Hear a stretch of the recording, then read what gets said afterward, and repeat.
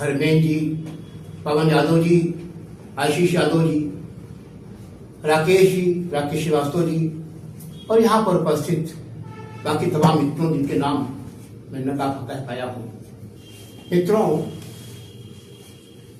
मैं पहली बात ये कहना चाहता हूँ, एक घटना का जिक्र किया भी रफीक साहब ने कि अमर सिंह साहब ने के नाम से पुरस्कार नहीं लेना चाहा उन्होंने। पहली बात, बाराबंकी में एक संस्था है गांधी के नाम की, वो गांधी के नाम से संस्था चलाते हैं। बहुत संस्था में बड़ी बेमनोवती के साथ में राष्ट्रीय स्वयं संघ के लोग ज्यादा आते हैं और गांधीवादी कम बुलाए जाते हैं, मगर सब के सब देश भर के तमाम कांग्रेस वाले, तमाम समाजवादी सब पहुंचते हैं वहां पर, क्योंकि जो सज्जन उसको चलाते हैं वो एक दौर में समाजवादी हुआ करते थे, इसलिए सब पहुंचते हैं। इसलिए आज जब हम याद कर रहे हैं खान अब्दुल गफ्फार खान साहब को, तो पहले तो हमें ये संकल्प करना पड़ेगा कि वे तमाम लोग, अगर हम याद कर रहे हैं खान अब्दुल गफ्फार खान साहब को, तो साफ जाहिर है कि हमें दो धाराएं बटी हुई हैं। एक धारा वो है जो गांधी से होते हुए, खान साहब गफ्फार खान से होते हुए तमाम उन लोगों तक पहुंचती है जिन्होंने आजादी की लड़ाई में बड़ी कुर्बानियां दी है।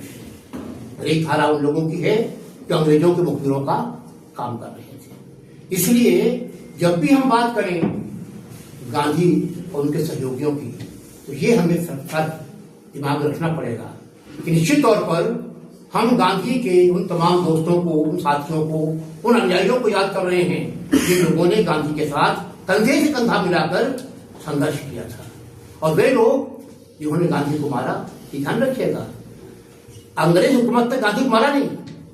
अंग्रेज शासन काल में गांधी जी लगातार 1921 में आंदोलन किया, 30-31 में किया, 42 में किया, और उससे पहले भी लगातार अंग्रेजों के खिलाफ लिखते रहे, बोलते रहे, पूरा संगठन तैयार करते रहे कांग्रेस पार्टी का। फिर भी अंग्रेजों ने गांधी को मारा नहीं, मौका दिया, बातचीत की, बहस की, जेल में रखा, हत्या नहीं की। गांधी की हत्या आजाद भारत में हुई, आजाद भारत में हत्या हुई और उन लोगों द्वारा हत्या की गई अपने को हिंदू कहते थे।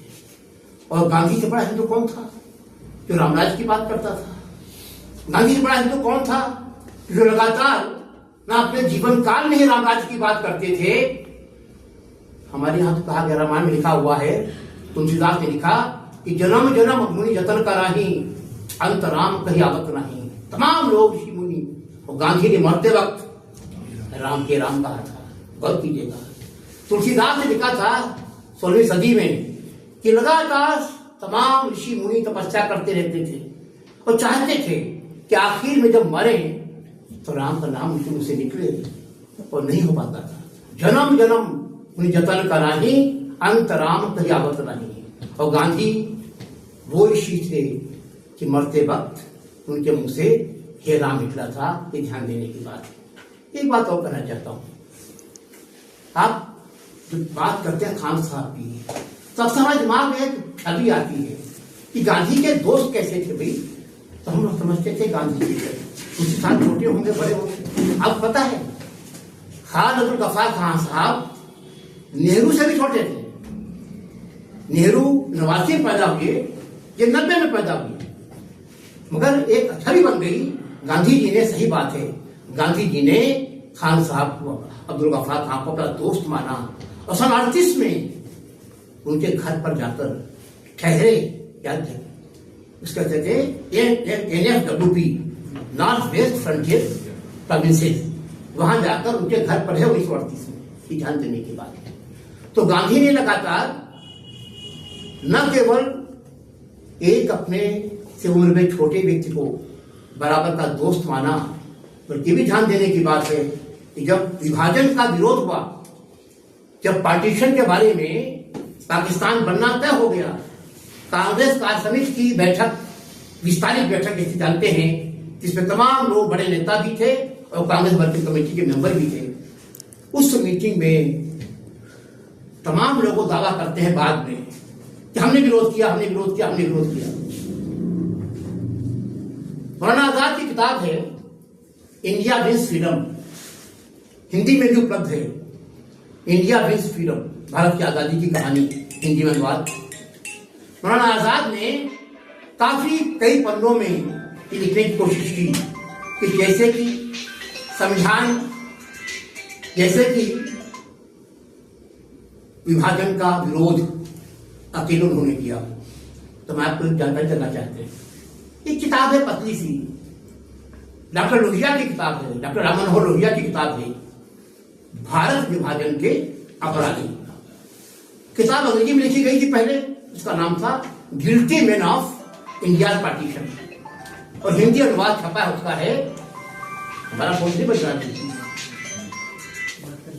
तो निश्चित तौर पर ये ध्यान देने की बात है कि डॉक्टर लोहिया ने मौलाना आजाद की किताब की समीक्षा लिख रहे थे। वो जब समीक्षा लिखना शुरू किया तो समीक्षा बड़ी हो गई, और फिर उन्होंने क्या किया कि जो दावे थे आजाद साहब ने, उन दावों को भी उन्होंने पड़ताल करनी शुरू कर दी, और जिसमें ये था कि निश्चित तौर पर अकेला अगर कोई व्यक्ति था, गांधी चुपचाप बैठे थे, खान अब्दुल गफ्फार खान ने भारत विभाजन का विरोध किया था, बाकी तमाम लोग दावे किसी की तरह हो, किसी ने खुलकर विरोध नहीं किया। ये ध्यान देने की बात है, बताना जरूर हो जाता है।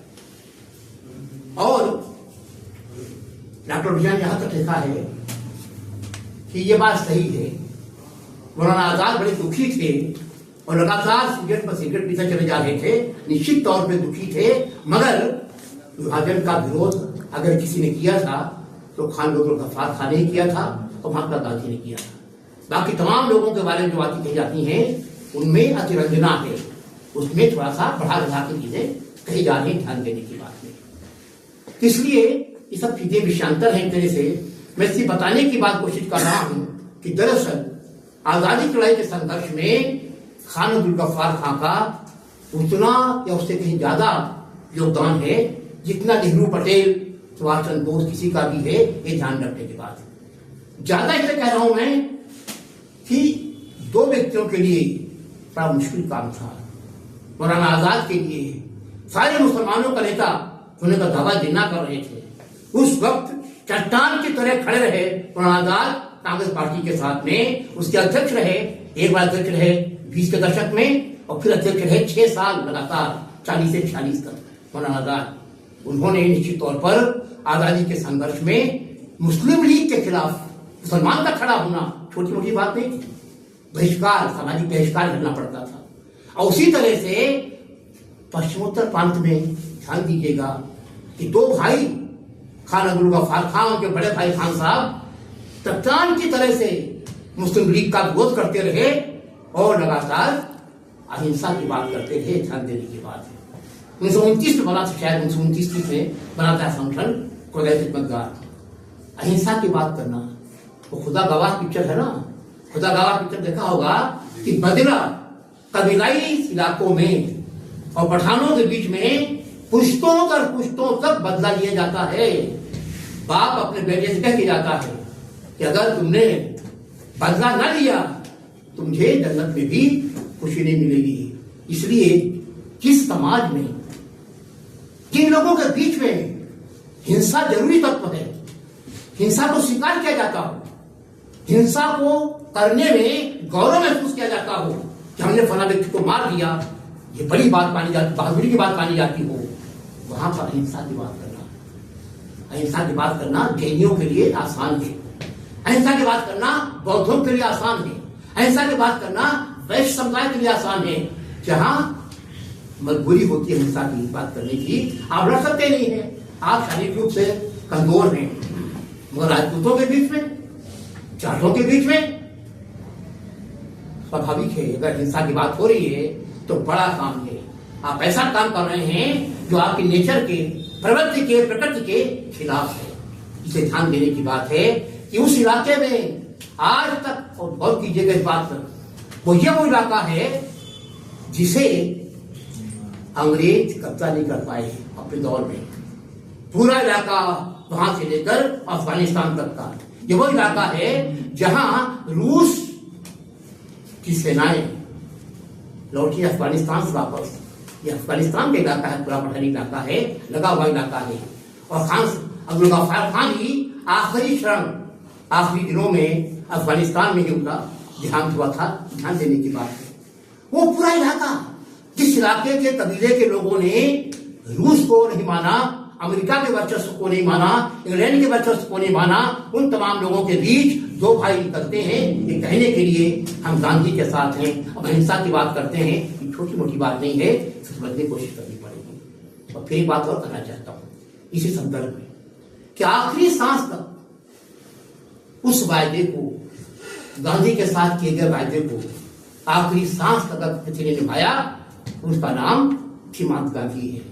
क्योंकि 40 से 46 के बीच में जब मौलाना आजाद कांग्रेस पार्टी के अध्यक्ष हुआ करते थे, उन्होंने खुद लिखा है, मैं नहीं कह रहा हूं, खुद लिखा है उन्होंने अपनी किताब में कि हमें लगता था कि गांधी जी का रास्ता कहीं न कहीं गड़बड़ भी है। गांधी जी को इसमें क्या जाता है, अगर हमको कहीं झगड़ा करने से, लड़ने से, वादा न निभाने से, अगर अंग्रेजों से हम अपनी बात मनवा सकते हैं दबाव से, क्यों नहीं मनवाएंगे। मगर खान गफ्फार खान ने हमेशा एक बात मानी कि अहिंसा कोई रणनीति नहीं है। गांधी के लिए अहिंसा रणनीति नहीं थी कि मजबूरी में, जो कह दिया था हमारे गांव समाज में, मजबूरी का नाम महात्मा गांधी मजबूरी नहीं थी।